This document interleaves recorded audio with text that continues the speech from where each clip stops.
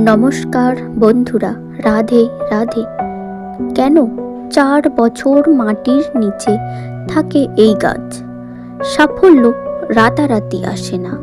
বাঁশ গাছের জীবন থেকে পাওয়া বাঁশ গাছের ধৈর্য। যখন মনে হয় কিছুই হচ্ছে না, তখন আসলে কি ঘটে? সাফল্য কি? কেউ মনে করেন এটি একটি গন্তব্য, কেউ মনে করেন এটি প্রচুর অর্থ, কিন্তু প্রকৃত অর্থে সাফল্য হলো একটি প্রক্রিয়া। আমরা অনেক সময় কঠোর পরিশ্রম করি, ঘাম ঝরাই, দিনের পর দিন অপেক্ষা করি, কিন্তু কোনো ফলাফল দেখতে পাই না। তখন আমাদের মনে হয় হয়তো আমাকে দিয়ে হবে না। ঠিক এই পরিস্থিতিতে আমাদের মনে রাখা উচিত চীনা বাঁশ গাছের গল্প, রোপণ ও প্রথম 4 বছরের নীরবতা। একটি চীনা বাঁশ গাছের বীজ যখন মাটিতে পোঁতা হয়, তখন অন্য গাছের মতো এটি কয়েকদিন বা কয়েক মাসের মধ্যে অঙ্কুরিত হয় না। প্রথম বছর আপনি এতে জল দেবেন, সার দেবেন, নিয়মিত পরিচর্যা করবেন, কিন্তু মাটির উপরে 1 ইঞ্চিও সবুজও দেখতে পাবেন না। দ্বিতীয় বছর পার হয়ে যাবে, আপনি একই পরিশ্রম করে যাবেন, কিন্তু মাটির উপরে কোনো পরিবর্তন নেই। তৃতীয় বছর এবং চতুর্থ বছর একইভাবে কেটে যাবে। আপনার চারপাশের মানুষ আপনাকে দেখে হাসাহাসি করবে। তারা বলবে, তুমি একটা মৃত বীজের পিছনে সময় নষ্ট করছো। দেখো, আমি কত গাছ লাগিয়েছি আর সেগুলো কত বড় হয়ে গেছে। এই দীর্ঘ 4টি বছর আপনার জন্য হবে চরম পরীক্ষার সময়। আপনার মনে হবে সব পরিশ্রম বৃথা। আপনি হয়তো হাল ছেড়ে দেওয়ার কথা ভাববেন, কিন্তু প্রকৃতি আপনাকে একটি অন্য শিক্ষা দেওয়ার জন্য তৈরি করেছে। পঞ্চম বছরে বিস্ময়, এরপর আসে সেই জাদুকরী পঞ্চম বছর। দীর্ঘ 4 বছর নীরব থাকার পর পঞ্চম বছরে হঠাৎ একদিন মাটির বুক চিরে একটি ছোট্ট অঙ্কুর বেরিয়ে আসে। এবং আপনি কি জানেন এরপর কি ঘটে? মাত্র 6 সপ্তাহের মধ্যে সেই বাঁশ গাছটি প্রায় 80 থেকে 90 ফুট লম্বা হয়ে যায়। যে গাছটি 4 বছর 1 ইঞ্চিও বাড়েনি, সেটি মাত্র 1.5 মাসে আকাশের উচ্চতা ছুঁয়ে ফেলে। কেন এই দীর্ঘ অপেক্ষা? এখন প্রশ্ন হলো, বাঁশ গাছটি কি ওই 6 সপ্তাহেই 80 ফুট বেড়েছে? উত্তর হলো না। আসলে ওই দীর্ঘ 4টি বছর ধরে গাছটি মাটির উপরে বাড়ার বদলে মাটির নিচে নিজের শেকড় মজবুত করছিল।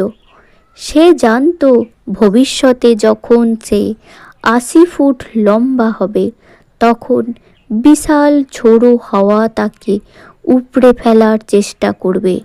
যদি তার শেকড় মাটির গভীরে কয়েকশো ফুট বিস্তৃত না থাকে, তবে সে ওই উচ্চতায় নিজেকে ধরে রাখতে পারবে না। ওই 4 বছর বাঁশ গাছটি নিজেকে তৈরি করছিল। সে বাইরের পৃথিবীর চাকচিক্যর চেয়ে নিজের ভিত বা ফাউন্ডেশন মজবুত করাকে বেশি গুরুত্ব দিয়েছিল। আমাদের জীবনের সাথে এর মিল কোথায়? আমাদের জীবনটাও অনেকটা এই বাঁশ গাছের মতো। আমরা যখন কোনো নতুন ব্যবসা শুরু করি, নতুন কোনো দক্ষতা শিখি বা কোনো বড় পরীক্ষার প্রস্তুতি নিই, তখন প্রথম দিকে কোনো রেজাল্ট দেখা যায় না। অদৃশ্য প্রবৃত্তি। আপনি হয়তো প্রতিদিন জিমে যাচ্ছেন, কিন্তু আয়নায় কোনো পরিবর্তন দেখছেন না। আপনি হয়তো প্রতিদিনই বই পড়ছেন, কিন্তু মেধায় কোনো পার্থক্য বুঝতে পারছেন না। মনে রাখবেন, এটি এটি আপনার শেকড় তৈরির সময়। মাটির ওপরে কিছুই দেখা যাচ্ছে না মানে এই নয় যে কিছুই হচ্ছে না। সামাজিক চাপ। বাঁশ গাছের মতো আপনার চারপাশের বন্ধু বা আত্মীয়রা হয়তো দ্রুত সাফল্য পেয়ে যাবে, কিন্তু দামি গাড়ি কিনবে, কেউ বড় চাকরি পাবে। তারা আপনাকে দেখে করুণা করবে, কিন্তু আপনার লড়াইটা তাদের সাথে নয়।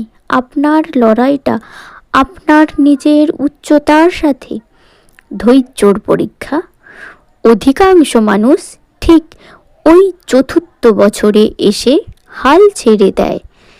তারা জানে না যে মাত্র কয়েক মাস পরেই তাদের সাফল্যর পঞ্চম বছর আসতে চলেছিল। যারা হাল ছেড়ে দেয় তাদের বীজ মাটির নিচেই পচে যায়, আর যারা বিশ্বাস নিয়ে জল দিয়ে যায় তারাই আকাশের উচ্চতা ছয়। হাল ছেড়ে দেওয়ার আগে যা ভাববেন। ধৈর্য কোনো নিষ্ক্রিয় গুণ নয়, এটি হলো কাজ করতে করতে অপেক্ষা করার ক্ষমতা।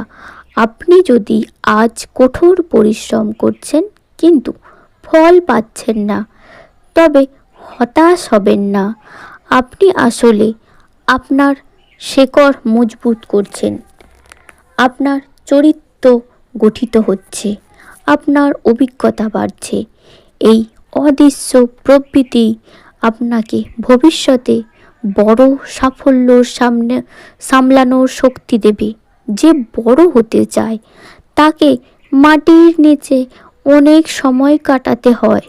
অন্ধকার সময়েই আপনার আসল শক্তি তৈরি হয়। তাই যখন জগৎ আপনাকে বলছে তুমি ব্যর্থ, তখন আপনার ভেতরের থেকে আওয়াজ আসা উচিত, আমি ব্যর্থ নই, আমি প্রস্তুত হচ্ছি। সাফল্য কোনো স্প্রিন্ট রেস নয়, এটি একটি ম্যারাথন। বাঁশ গাছের এই গল্প আমাদের শেখায় যে বড় অর্জনের জন্য বড় প্রস্তুতির প্রয়োজন। আপনার পঞ্চম বছর আসবেই, শুধু শর্ত একটাই, আপনাকে প্রতিদিন জল ও সার, পরিশ্রম ও বিশ্বাস দিয়ে যেতে হবে। মনে রাখবেন, আপনার সময় আসবে, শুধু নিজের শেকড়টাকে মজবুত করতে থাকুন। ভিডিওটি ভালো লাগলে লাইক দিন এবং আপনার প্রিয় মানুষের সাথে শেয়ার করুন। আপনাদের সম্পর্কে কোনো বিশেষ গল্প থাকলে আমাদের কমেন্টে জানাতে ভুলবেন না। সাবস্ক্রাইব করে পাশে থাকুন।